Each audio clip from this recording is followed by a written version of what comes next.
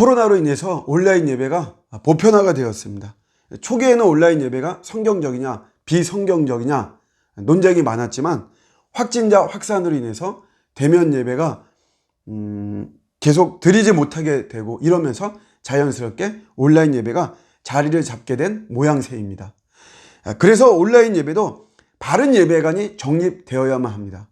하지만 사상 초유의 이런 사태이다 보니 신학적으로 바른 지침을 찾기가 쉽지는 않습니다. 대신에 우리가 평소 가졌던 예배론을 바탕으로 해서 최대한 바른 예배의 모습을 추출해내야만 됩니다.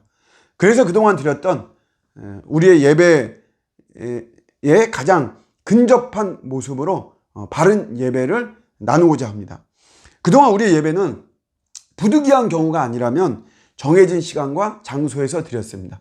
교회라고 하는 장소에서, 또 시간은 개 교회마다 다르지만 보통 오전 11시 전후를 해서 예배를 드렸습니다.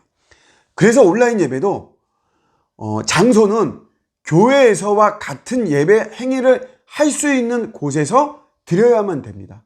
가장 좋은 것은 가정에서 드리는 것이 가장 좋습니다. 그러나 믿지 않는 가족이 있고 이런 상황에서는 자동차나 이렇게 혼자서 경건하게 드릴 수 있는 공간에서 드려야만 되는 것이죠. 핵심이 뭐냐면 내 목소리로 기도와 찬양을 할 수 있는 장소여야만 되는 것입니다. 유튜브 예배라고 해서 시청만 해서는 안 됩니다. 찬양과 기도에 함께 참여할 수 있는 그런 공간에서 드려야만 됩니다. 종종 이런 말을 듣습니다. 한국교회 성도들이 온라인 예배가 되면서 예배를 어디서 드리느냐 하면 영화관 로비에서 영화 보기 전에 드리기도 하고, 또 등산이나 어디 여행을 하면서 드리기도 하고, 또 혹은 건강을 위해서 그러면서 예배를 드린다, 이런 말이 종종 들리고 있습니다. 만약에 이렇게 드리고 있다면 이거는 명백히 잘못된 예배인 것입니다. 시간도 온라인 예배가 송출되는 그 시간에 예배를 드려야만 됩니다. 개인적인 일을 다 하고 난 다음에 마치 드라마 재방송, 방영 보듯이 그렇게 나중에 시간이 흘러서 드리는 예배는 예배가 아닙니다. 특히 염려되는 부분이 있습니다.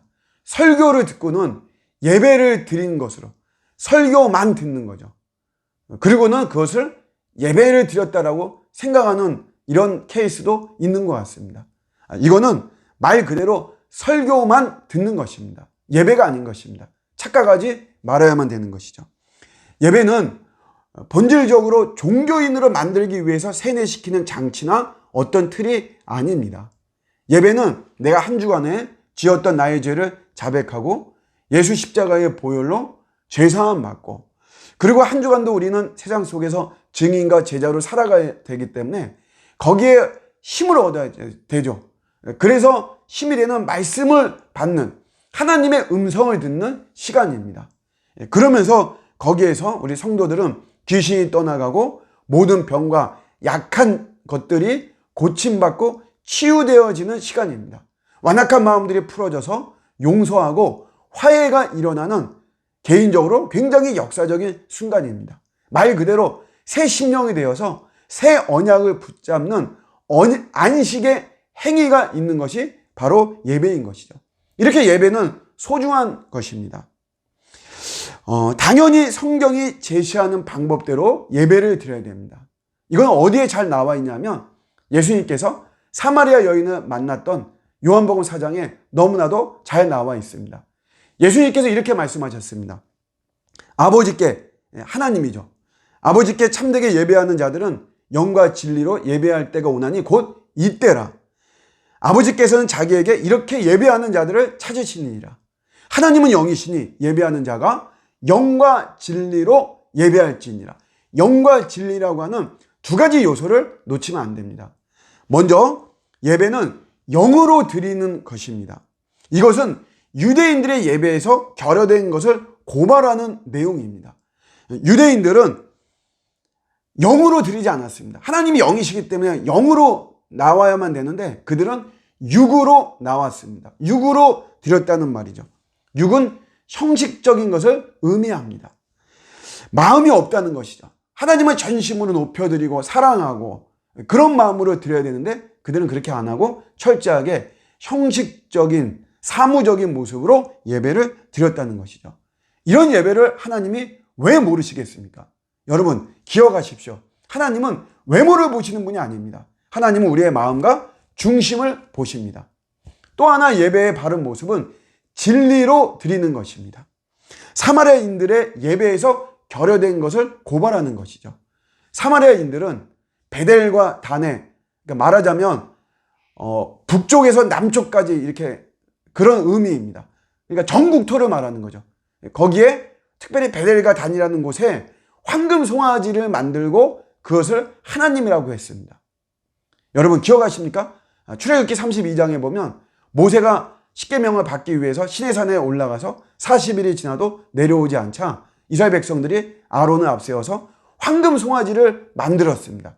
그리고는 말하기를 이 황금 송아지가 우리를 애굽에서 인도해낸 신이다라고 이렇게 이야기를 했습니다. 여기에 하나님은 진노하셨고 그날에 3,000명이 죽임을 당했습니다. 그런데 사마리아인들이 약 2,000년이 지나서도 지금 똑같은 짓을 하고 있는 것입니다.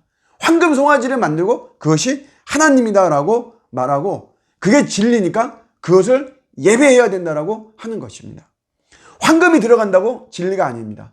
진리는 오직 예수님 뿐이십니다. 예수님이 없는 것은 그 어떤 것도 아무리 겉으로 화려해 보여도 참된 진리가 될 수 없습니다. 하나님은 예수님을 통해서 오는 자만 구원하시고 다 받으시는 것이죠. 그래서 예수님이 양의 문이 되시는 것입니다.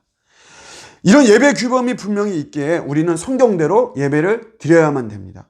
온라인 예배가 당분간 아니 어쩌면 좀 더 오랜 시간 지속될 수밖에 없는 상황에서 다시 한번 우리의 예배를 점검하는 것이 좋겠습니다. 교회에서 드렸던 예배를 생각하면서 그 예배에 가장 근접한 모습으로 드리는 것이 온라인 예배의 바른 예배가 될 수 있다고 생각합니다. 감사합니다.